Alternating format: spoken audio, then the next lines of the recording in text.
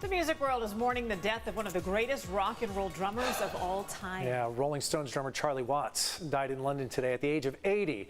For half a century, he helped anchor one of rock's greatest rhythm sections.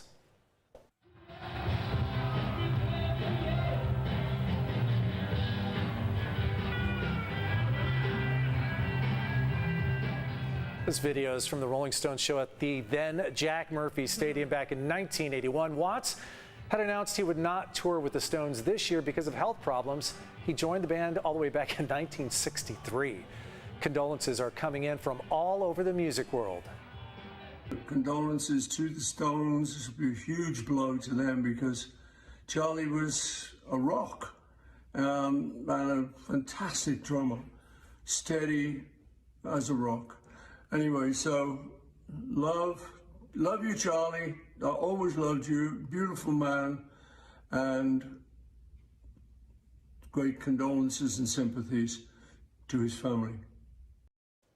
That was Paul McCartney, but also Elton John called it a very sad day, saying Watts was the ultimate drummer and the most stylish of men and brilliant company. Brian Wilson of the Beach Boys said that Charlie was a great drummer. He loved the Stones' music and that they made great records. And Joan Jett called Watts the most elegant and dignified drummer in rock and roll. He played exactly what was needed, no more, no less. Here to talk more about Watts and his impact on rock and roll and the Stones is George Varga. Yeah, he's the pop music critic for the San Diego Union Tribune. First of all, George, thank you so much for joining us. We appreciate your time. Well, thank you for having me. Let's talk about the time that you interviewed Charlie Watts back in 1991. I went through this and you called it one of the most difficult interviews as a reporter. Why was that? Well, the 1991 interview went great. The prior interview where I attempted to interview him could not have been more of a debacle. He was a very soft-spoken guy, and he wanted to do the interview in a room with about 40 other people having a party, and he didn't really want to do the interview, and I gave up within a minute or two. But in 1991, I got to interview him again, and we talked for over an hour, and night and day, he couldn't have been a better interview at that point. George, you're a drummer yourself. I think Joan Jett said it so well when she said he was elegant and dignified, and he wasn't a showman. He played what was needed. Can you talk about the big influence he had on drummers? You're a drummer yourself, as I mentioned. Yeah, if you're a drummer, you want to have a groove, you want to keep it in the pocket, and he kept it in the pocket perfectly. He would play a little bit right behind the beat, if you think of like Honky Tonk Women, and that allowed, it propelled the music, but it kept it from going off the rail. And to do that, and to not bring attention to you as a drummer and to play to make the band that you're in better. A lot of drummers like to throw in things that you really don't need to let people know how good they are. He was great by not doing that.